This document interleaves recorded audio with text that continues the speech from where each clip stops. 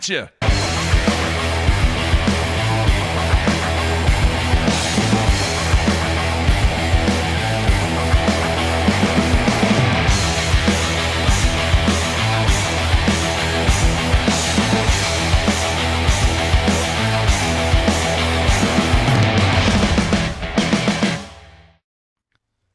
Good Wednesday, everybody. Welcome once again to BTL Bass Talk Live, where we're going to talk bass fishing and anything else that we want to talk about. Matthew, how you doing? I'm good, Mark. I had a very, very long day, dude. I'm going to tell you this right now. For those folks out there that are homeowners or folks out there that are getting ready to buy a home, getting a mortgage is painful. Or refinancing. Dude, man, they want your blood type. They want everything about you, possibly, that they could research on you. I guess in today's day and age, because of the collapse back in the 80s or 90s or whenever it was. Dude, you got to do so much now. It's incredible how much information you have to provide the lending institution on getting a refi or a mortgage. You moving? No, just refi. Refi is all it is. That's all it is. Lower interest rate. I got you. Lower terms, but it's crazy. And then the doctor. All right, this is kind of scary. I got to tell you this, Matthew.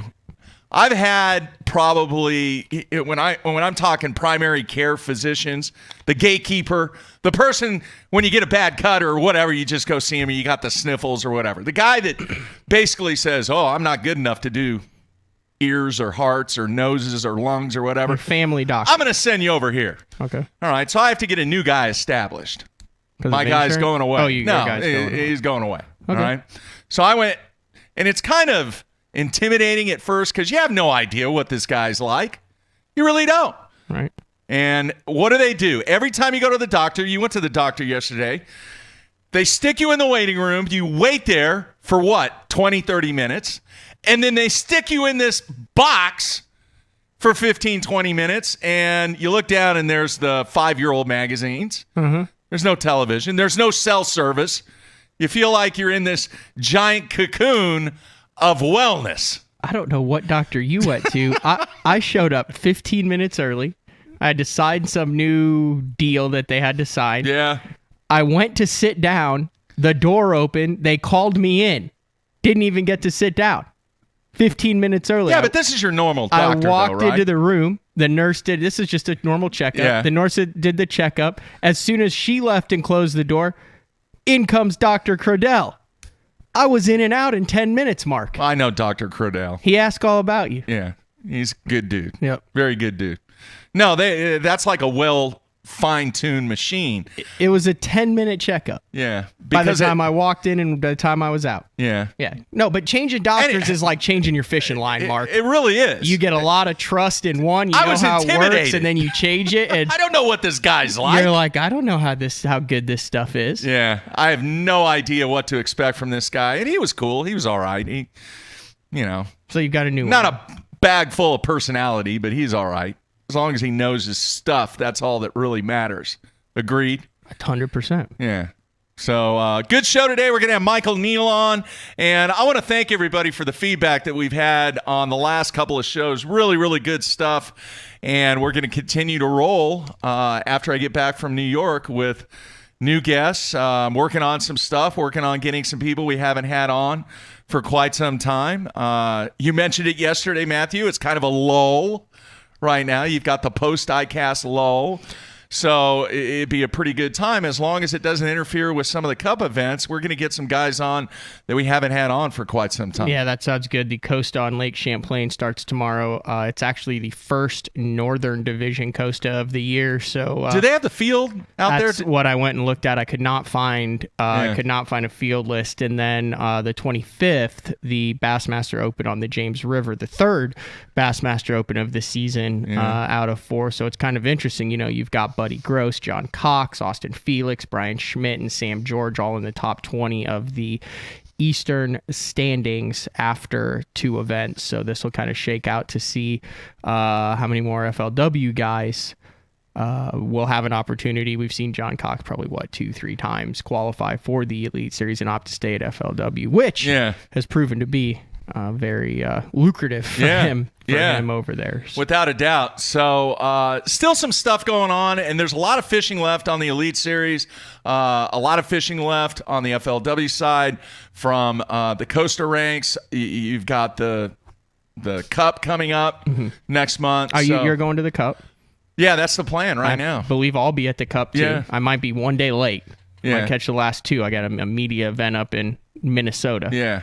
But looking forward to that. I think there's like a big-time country artist playing there. Really? This time. Yeah, you'll get a little... That reminds me, we're working on some stuff. What week is that? It's like the second week of August? Correct. Is that right? Yeah.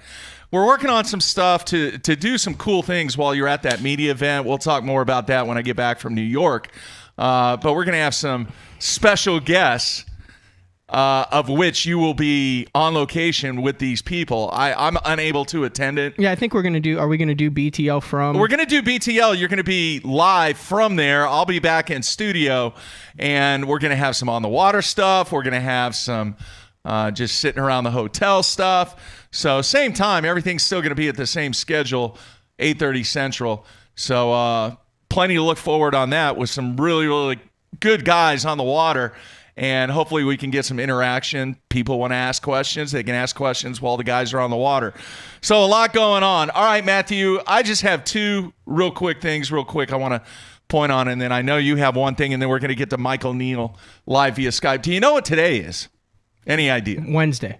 Today is Wednesday, but it is National Hot Dog Day. Now, did you watch the Joey Chestnut I have not watched it yet. The 30 for 30 special. Yeah. It's a 30 for 30 on like the Kobayashi versus Joey Chestnut, the international. It's really good. Yeah, I know. I have to watch it. I'm a huge Frankfurter fan. I like the Nathans. I actually got one at ICAST. Really? A $6 hot dog mark. I had an $8 smoothie, so there you go. And $17 to park. How about that? Anyway, it's National Hot Dog Day, and there are actually some places that are offering free hot dogs, buy one, get one free across the nation. Just do a search on the old Google there, and you can get some good deals on hot dogs today. Now, I grew up as a kid in Southern California, and there was a hot dog place. Did you have them in Illinois called Der Wiener Schnitzel?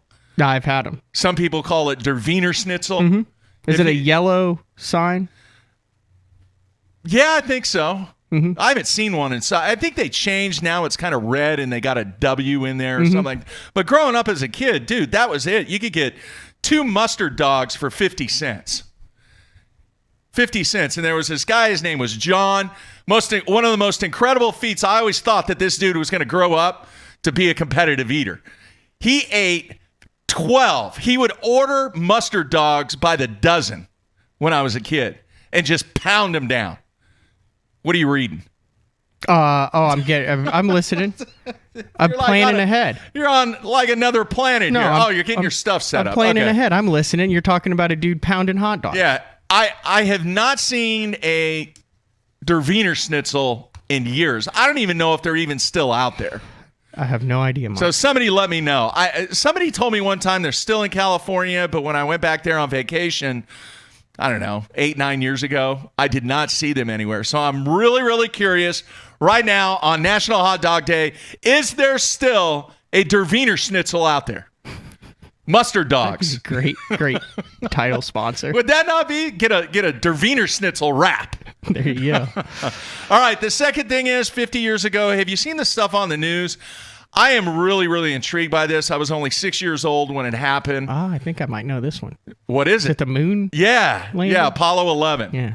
You know, they've made a movie about it and all kinds of stuff, but very, very vaguely, basically the world stopped when this took place. Mm-hmm. And some of the showcase stuff that the news, nightly news and CNN and Fox and everybody, NBC has been doing on showcasing this event, to imagine that this took place, 50 years ago, it's just amazing. It really is. And I love watching the old stuff. I love watching how technology was back then 50 years ago.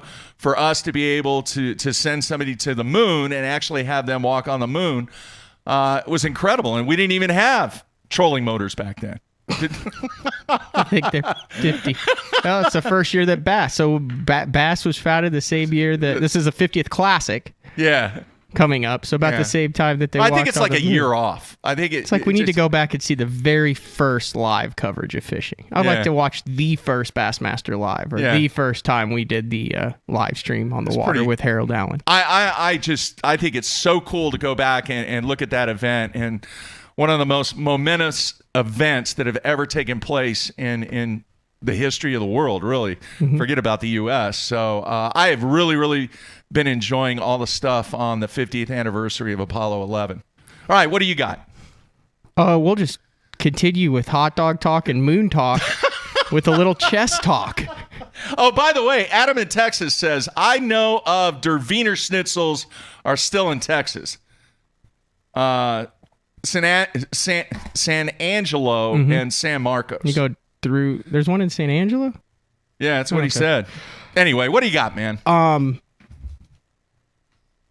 I have chess.com posting. So this broke right after the show yesterday. I actually came across my phone on ESPN.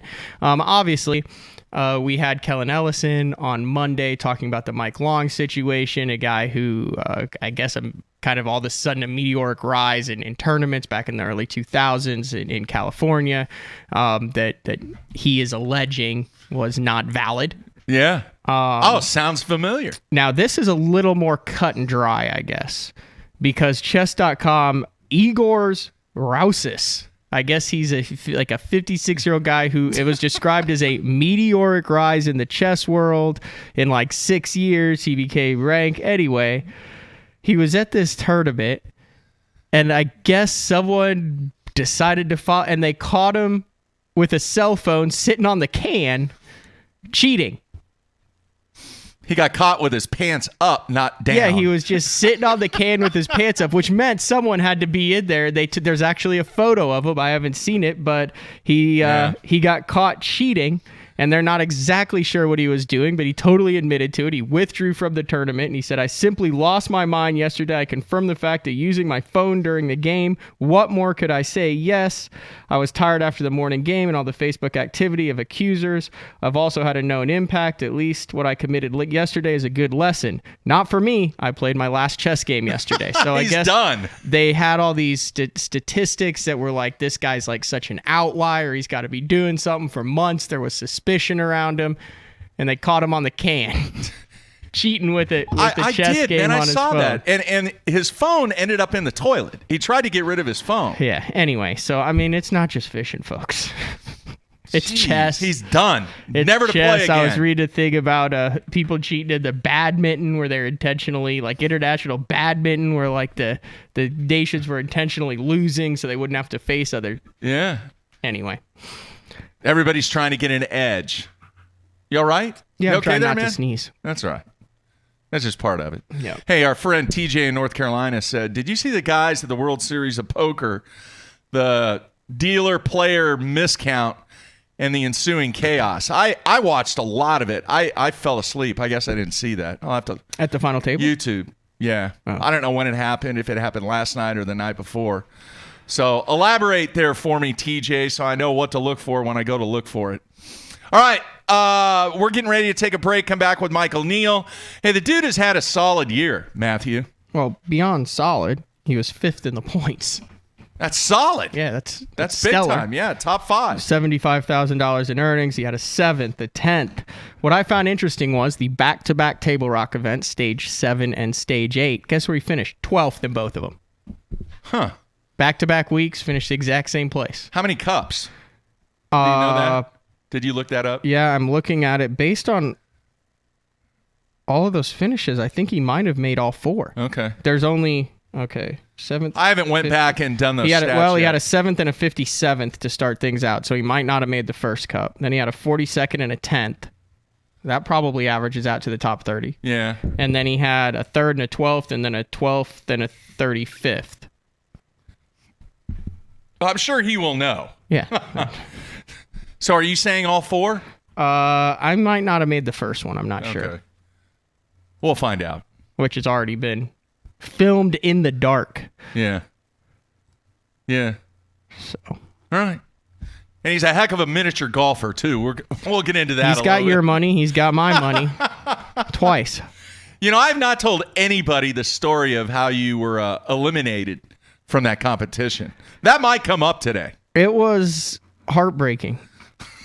It was one bad decision on hole 14 that really hurt the team. The team of me, you, and the one and only Gene Gilliland, by the way, Director of folks, Conservation for Bass, who is a hell of a putt-putt golfer. He is a player, folks.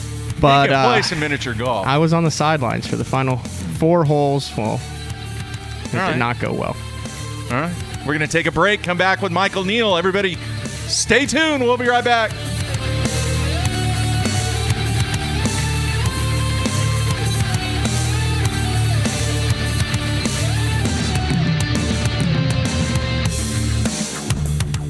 Sleek new design with easy control file.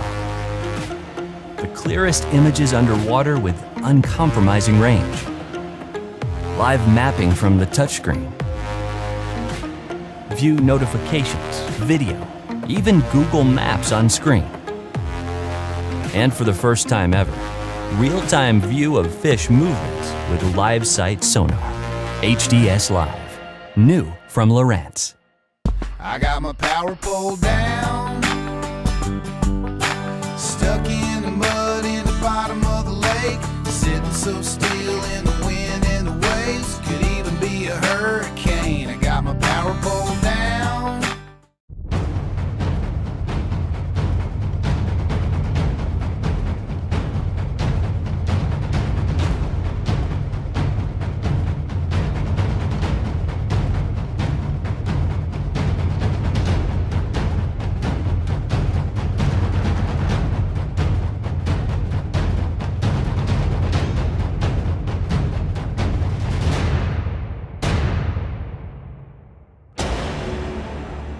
AFCO has a new foul weather rain suit called the Hydronaut. A lot of the features that I really like about it first is the speed vent hood. If it's raining out, how a person gets wet is when you run down the lake and the hood comes down. With the speed vent hood, it's going to stay up. It has a camera mount in the pocket on the chest. The Hydronaut has a 2-layer, 100% waterproof nylon shell. If you're interested in a rain suit that has a lot of cool features that's going to keep you dry, you need to check out the Hydronaut from AFCO.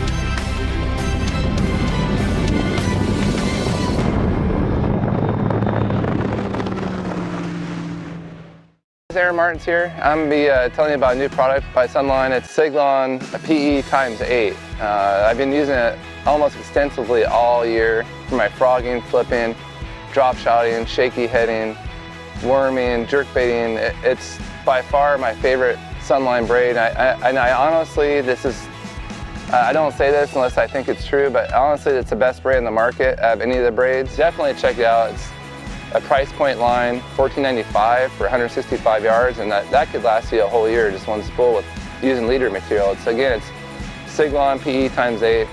It's my favorite braid, and I think if you use it, it'll be your favorite braid too. Blue Water by TH Marine, offering LED lighting solutions for your boat, trailer, truck, ATV, and so much more. Engineered and built to be rugged with waterproof and submersible options. Designed for easy installation, Blue Water is available in a variety of colors and styles. All backed by a limited lifetime warranty. Blue Water by TH Marine.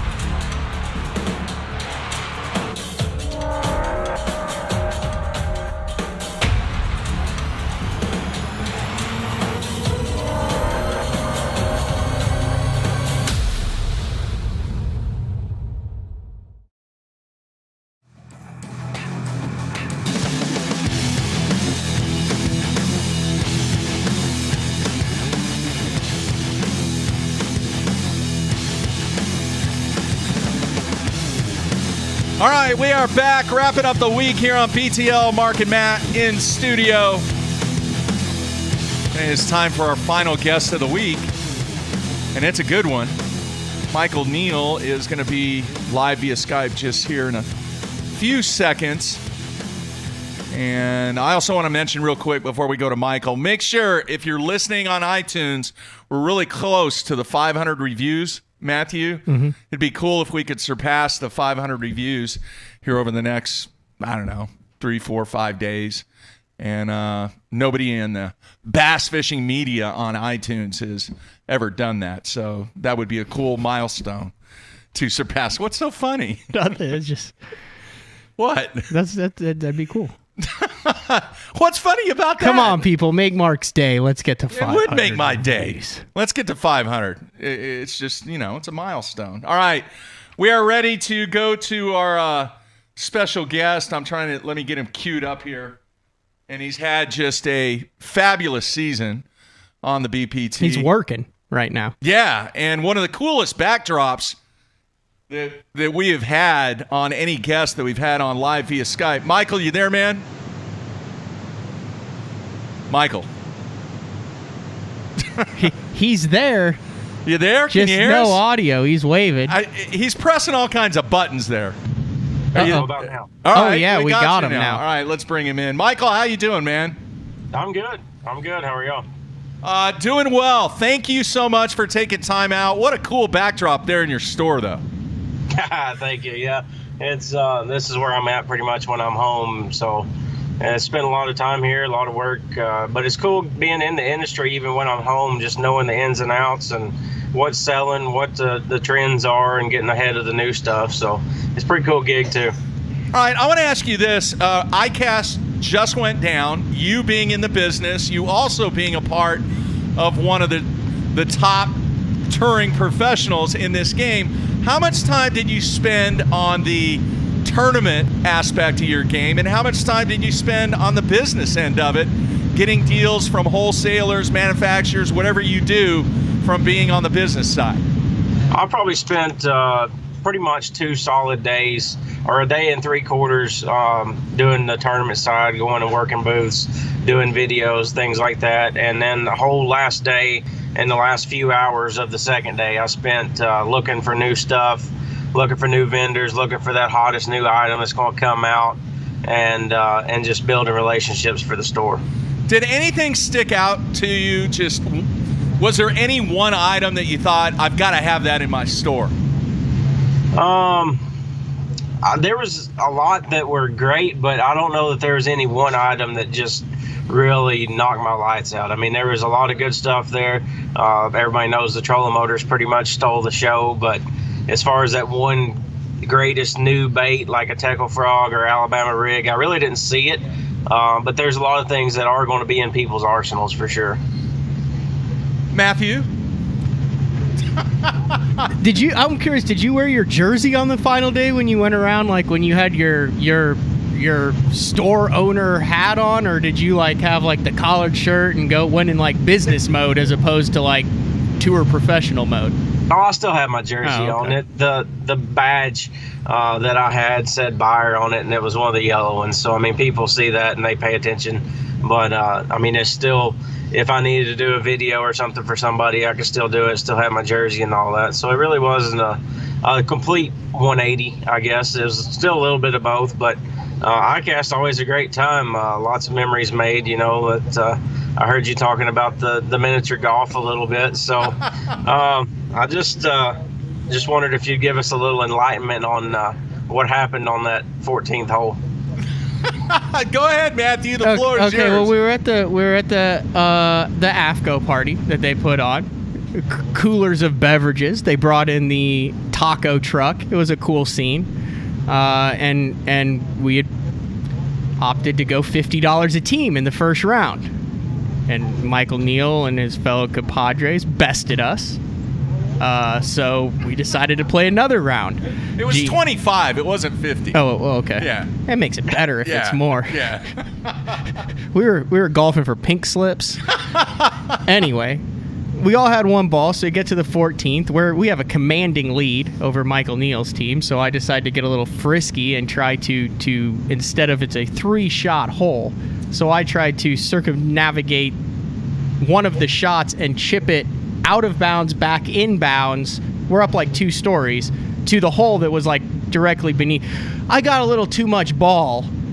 And I got a little too much of Justin McClellan's truck. And my ball actually went through where I thought it was going to hit a piece of wood, dropped 2 stories down, and hit Justin McClellan's truck. So I was out of commission. I could not play the remaining 4 holes. And you and Gene, Mark, you had a 5-shot lead or 4-shot lead. Oh, we Von de Velde or whatever his name was. And then all of a sudden, Michael Neal turns into Tiger Woods on the putting surface. And it was insane, and they make up 4 shots, and then win on the last hole. Yeah. And now he's got $24 of my money and $24 of your money. Yeah, and what ends up here, you need to say this too. On the last hole, if you made it was a 2-tiered hole. You make it in one hole, you're going to get a hole in one in the other, just about 90% of the time. And to win, they had to have a hole in one. All right, there were 3 guys. This was on the second round. There were 3 guys that hit it in the hole, but only one of them went in, and it was the very first one, and we ended up losing. All it counts, anyway.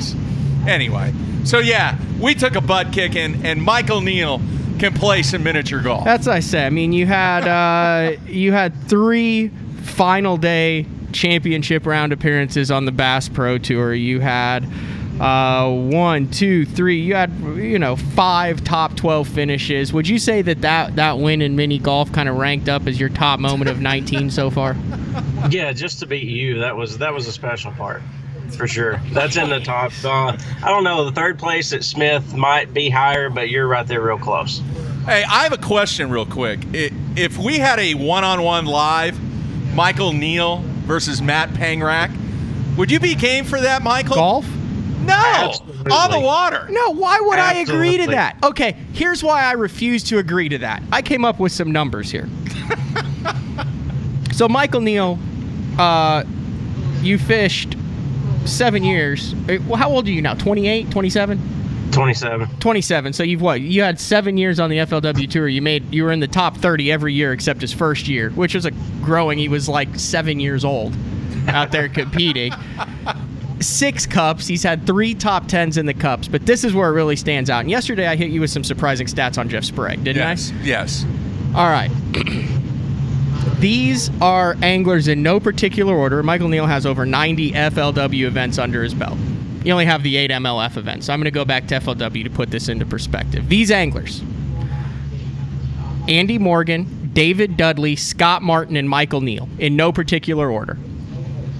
I mean, we're talking about some absolute legends there. Percentage-wise, 22.6, 19.2, 22.3, and 25.9. Those are the percents of top 10s they have in their FLW finishes. Can you match it? They're the same. Michael Neal, you have 22.3% of your FLW events, which are, I mean, it's not like you fished a ton of BFLs or anything. You have a lot of Costas, the Opens, and the FLW Tour. So it's the stats are there. But 22.3% for Michael Neal, Andy Morgan's 25.9%, David Dudley's 19.2%, and Scott Martin's 22.6%. I mean, you're right there with Scott Martin, David Dudley, and Andy Morgan as far as your top 10 average. That's impressive. That's impressive. Yeah. Now, I left Brian Thrift out because he's 39.1%. but out of that, I mean, that's impressive. You got 3 AOYs for Andy Morgan, 4 for David Dudley, cups and AOYs for Scott Martin. I mean, those are probably 3 of the biggest guys to ever cast a rod and reel, and you've got 100 tournaments under your belt. You're right there with him as far as top 10 percentages. Yeah, that's pretty cool. I mean, I hadn't thought of it that way. I knew I had several top 10s, but I mean, it's been a good time so far. I hope I'm just getting started. I hope I got another 20 years to keep building, or 30, and just keep seeing how I progress from there. I know one thing, I keep learning. Every year I say this, I learn more this year than I ever have before. So as long as I keep learning, keep an open mind, that to me is what keeps me going every year, is not being set in my ways and just keep adapting, keep trying new techniques, keep learning how to fish these different lakes that we go to, and just keep the ball rolling. All right, I want to go to the instant feedback. Blake in Knoxville, Tennessee wants to know, do you prefer the multi-lake events or the MLF events that are just on one body of water? I like the thought of the multi, but it seems like an example would be at Winnebago. We fished Winnebago the first 2 days, and then the third day, the knockout round was on Butte Moore. And I didn't spend any of my practice time on Butte Moore because I was so focused on getting through to that knockout round, and it really showed. It really hurt me. I didn't have any really great areas lined up for that lake. So to me, my style, the way I like to fish, I prefer them all being on one lake. But it could be, I mean, if it's somewhere, I really enjoyed that format, being somewhere new like Falls in Jordan. That was a great tournament. We had a lot of big fish in each of those lakes, but again, I didn't spend as much practice time on one as I did the other, and it showed. You made all 4 cups. I believe we were talking off air. You were one of only 3 anglers to make all 4 cups. You fished the 8 Bass Pro Tour events this year, plus the 4 cups, plus you have the Red Crest coming up in August. Talk about from a fishing standpoint, how this year compares to the past years, because you're coming off of a tour where you fished 7 events and 6 events usually in a cup. So 7, you're basically doubling the number of events that you're fishing in 2019. Yeah, I mean, one example would be I've never been on the road for, I think, longer than 3 weeks at a time, and this year I was on the road for 5 straight, never even came home. So it's a little bit different, but it's kind of, I take fishing to be one of those things where momentum really means a lot, and if you can get that hot hand going and you've got 4 or 5 events in a row like that, it can really show. So I like the multitude of events that we have compared to just 6 or 7 that we've had in the past. I even wish that we had a longer season, even maybe 10 regular season events. So that's not going to hurt my feelings at all. I like it to keep going. I like to roll from one to the next. If you have a bad tournament, you just let it roll off your shoulder and start new. If you have a good one, you build on the momentum. So there's 2 different ways to think about it, and I really like the number of tournaments we got, especially built in the cups. I like the cups. After I fished the first select event, I think it was 2 years ago, I said to myself, if I could ever fish this format, this is what I want to do. It's so much more intense, so much more fun, to me, above a regular 5-fish tournament. So I was very glad that the Bass Pro Tour came out, and I like how everything's running so far. All right, Michael, what part of your game right now, your confidence is just oozing? It is sky high. And then the second part to this question is, what part of your game that you know of right now that you've really struggled with? Even though you've had success, what part of your game do you really need to improve on? The main part, I would say, is really would be shallow, heavy cover, whether it's flipping or flooded vegetation.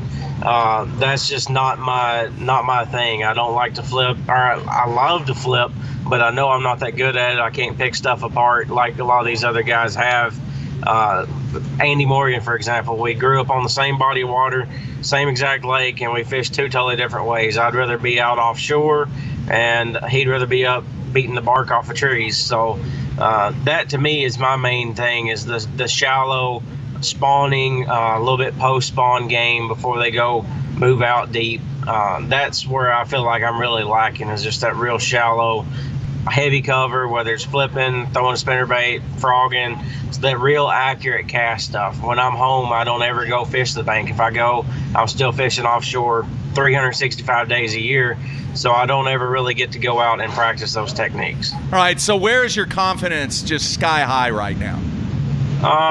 Sky high confidence is really I mean, pretty much anything besides those elements. I mean, I caught them shallow at Smith. I caught them shallow at Table Rock the first time, caught them out deeper at Table Rock. I would really love to have a straight offshore tournament where that's pretty much the only way you're going to be able to compete. That's still where my confidence is going to be all the time, just because that's how I grew up fishing. But who knows, maybe next year we'll have one. Where do you think the ideal location for that would be, where you would have to be offshore like that and, you know, couldn't go up to docks or something and compete with the offshore guys? I mean, is there a fishery where it's like, this is where you got to be out there to compete with that format? I would say either Chickamauga in late May to mid-June, or Pickwick somewhere in that same time frame. Gunnersville, the grass can always play. There's always some sort of shallow bite, but I think Chickamauga and Pickwick are two.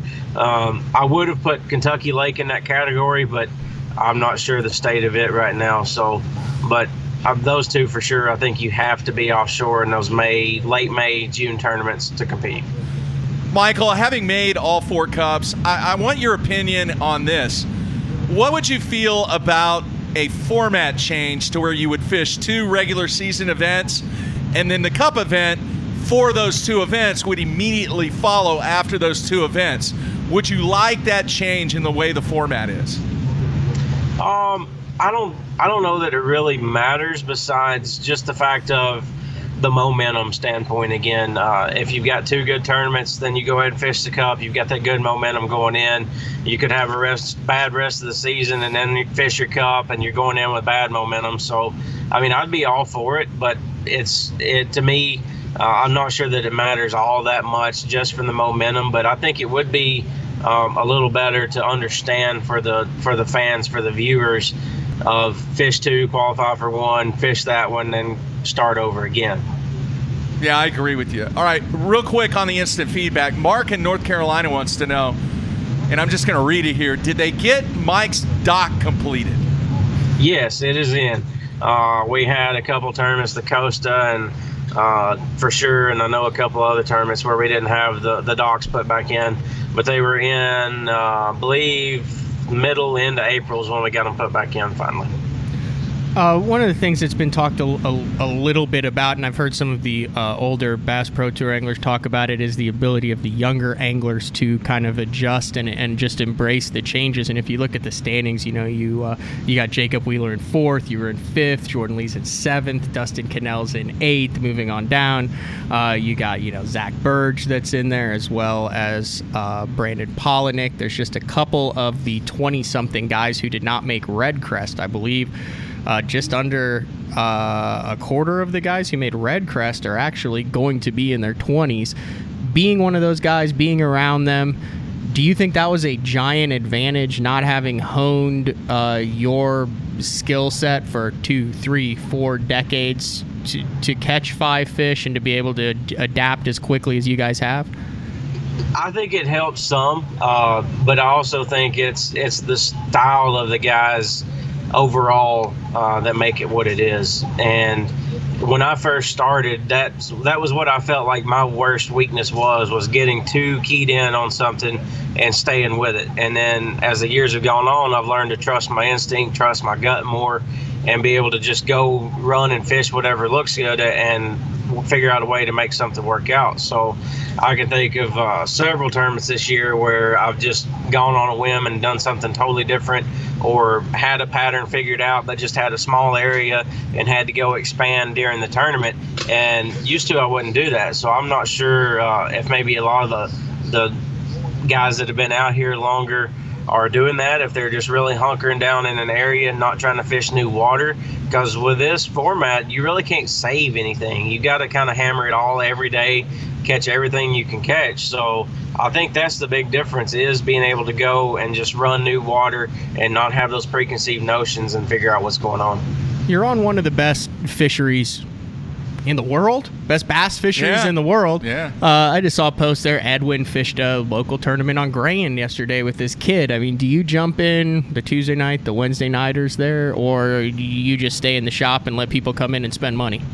Yeah, I don't think I've fished a local tournament since probably 2015. Wow. Like I haven't hardly ever. I mean, owning a tackle shop, I would rather people come in and do that kind of thing is for me to go out and compete against them. So do I miss it? Yes, absolutely. I mean, I'd love to fish tournaments with my dad or my uncle or something, but at the same time, I'm gone so much on the road, I don't really have the time to put in to practice on Chickamauga that I used to anymore. And it's like I was telling somebody, I'm so out of touch with this lake from where I feel like I need to be. And even in the MLF event this year in April, it felt like it'd been 4 years since I'd even fished the lake in April at all, because that's always a time where we're busy, where we're going. So it's something that is definitely on my list to do, is to get back more in touch with the lake. And I'd like to fish some tournaments just for the competitiveness of it, to make myself get out there and go practice. Well, what are your thoughts on the red crest? Have you even thought about it? I've looked at some maps and went back and played through my head of when I fished the tour event there. We've had a couple riders events there, so yeah, I mean, I've thought about it, but as of right now, we're still not 100% sure on which pools we're going to fish.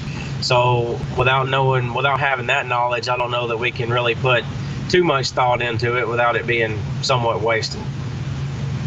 That's going to be an interesting, because so many of the anglers between the Elite Series, the FOW Tour, went there, I believe, in 2017. However, it was a May tournament. A lot of times the Elite Series have been there in that June through August time frame, so they kind of have a better handle on what it fishes like that time of year. But you also remember through Todd Fairclough's win, through Tommy Biffle's win, they weren't getting a ton of bites there with the hard head, with the frog. So it'll be interesting to see with this format how different that river fishes, because it has a ton of fish in it, and it also has the largemouth and the smallmouth that could play depending on what pool that you guys are going to have to fish. Yeah, it's going to be a great event. I mean, that's one of my favorite places that I've been to fish, just for the sheer number of bites. And I mean, your average fish there is probably like a 2.5 pounder. So they're all good, chunky fish that it seems like you catch. I'm sure Spro Frog's going to play, being in August, and a lot of grass things, a lot of winding. Flipping's going to come in. I mean, you're going to see guys doing, just like you said, you're going to see them fishing for smallmouth. You're going to see them fishing for largemouth, all the way from the main river as far as you can get in the backwaters. I really think that's going to be one of the best events, if not the best event we've had all year. All right.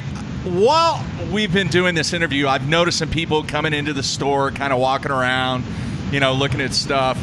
I'm curious. I was talking to Ken Duke. Ken Duke said there has been somewhat of a resurgence of the local tackle stores. How many times do your guys come in there, and how important is it to have that engagement with the local people, not only to hear the stories, but to actually connect with the customers that come in there, Michael? Oh, that's awesome. I mean, that's you can learn more talking to these guys about the industry than we think we know sometimes. I mean, those are the guys that are going out there buying the baits. You can understand what sells, why it sells. And I would agree with the resurgence of the smaller tackle stores. I mean, I started this place in 2012, and it has grown exponentially every year. Customer service is a big thing, so people can come in here and get one-on-one with either myself or somebody else that knows about fishing, knows the lake, get some good tips, and it's really a great thing, I believe.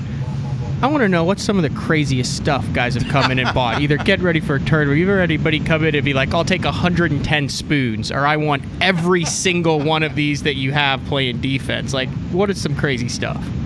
Yeah, nothing really surprises me anymore. I mean, I've had people buy topwater walking baits in December and January, and the water's 40-something degrees. I've had them buy 6XDs when they're spawning real hard 1st of April. I mean, nothing really surprises me, but I would say more than anything is the defense, that people will come in and try and buy every single one that you've got just to keep somebody else, especially during the major tournaments, like the Opens, the Costas, or things like that. And what the bait's going to be, and you try and order a ton of them, but somebody's still going to come in and ask for every one you got. Who's the worst guy on that? Who's the worst guy at tour who, like, you're like, oh, he's, he's catching it, but he, like, just goes around and cleans everyone out? On tour, I really don't know because I'm not able to be in here. But even like the FLW and the Open, I wasn't even able to be here for that. So it's a lot of the tournaments that are here I'm fishing, or the other big ones that have been here I've been gone. So that's really hard to say. All right, so what's the hottest thing right now, summertime? What's moving in your store right now? Right now, buzzbaits, frogs, and flipping pitching stuff, and big worms. I mean, there's still an offshore bite, not deep, but in that 6 to 10 foot range, dragging a big worm around the grass edge or shell beds, and then a lot of guys are catching them on top, like right before dark, first thing in the morning. Buzzbait's been really big, and starting to bite a frog a little bit. There's some bank grass and duckweed and things like that, and the actual hydrilla milfoil is starting to get to the top a little bit in places, so that's going to continue to pick up. So the flipping and pitching bite is probably in the next 2 weeks will be the most predominant over the rest of them.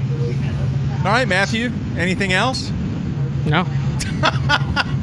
He's ready to get this over with. He thinks he got off easy. I got out of this one unscathed. I don't know. I want to see the one-on-one live take place. I do too. You got AAA versus Major League. Like single A versus All-Star, Mark. Let's be honest here. And I'm not just trying to be nice to him. I mean, that would be.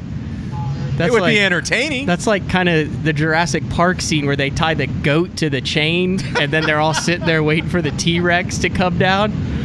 It's just like skipping a jig under a boat dock. There's nothing to it. Wow. All right, man. Michael, awesome stuff. Great backdrop. Just a pleasure to have you on the show and give some insight to the fans and everybody watching. So, man, best of luck to you at the remaining Cup events and at the Red Crest. And I know Matt's excited about the Riders Conference. He's looking forward to that, man. Yeah, there's a couple mini golf courses around there in Minnesota. So we may have to go Facebook Live with that one. Ooh. We could do that. All right, Michael, man. Take care. Best of luck to you. We'll talk to you soon. All right, appreciate it. All right, there you have it, folks. Michael Neal. Really good stuff. Can you talk about the whole boat dock thing? No. You can't? Mm-mm. Okay. I don't know anything I didn't about know. it. I don't know. I don't even know what he's talking about, quite honestly. I don't. I have no idea. I'm assuming they might have put some more boat docks in or something. I don't know. I don't know. I mean, his store, I think it's like right there, isn't it? Yeah. Yeah.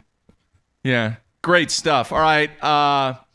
It's funny. Josh in Texas on the instant feedback says, hey, just out of curiosity, have y'all ever done or considered doing a one-on-one live Mark versus Matt? Not just no, but hell no. No, here's the problem. We can't because I'm a camera guy and Mark's like the only one who knows how to run this stuff. Yeah.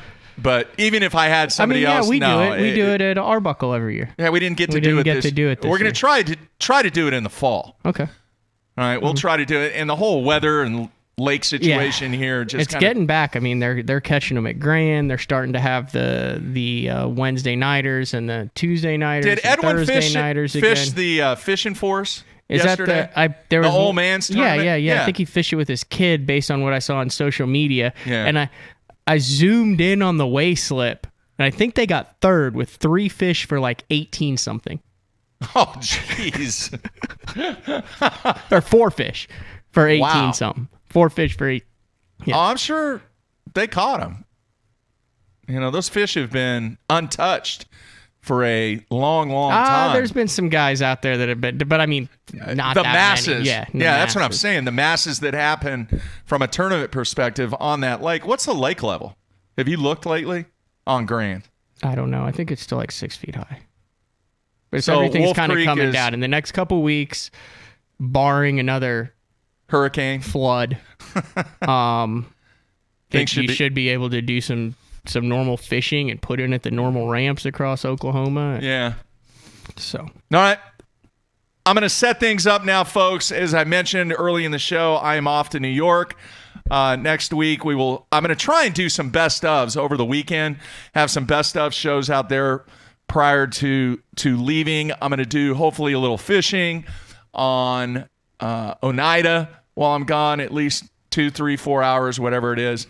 And then when we come back, I will have the schedule set up and we'll be good to go, Matthew. Yeah, we should have 2 or 3 weeks uninterrupted there. Obviously, I'll be out of studio for a week there in August. We got the Forest Wood Cup. Figure some stuff out with that, and then we'll be up in Minnesota. You'll be in studio.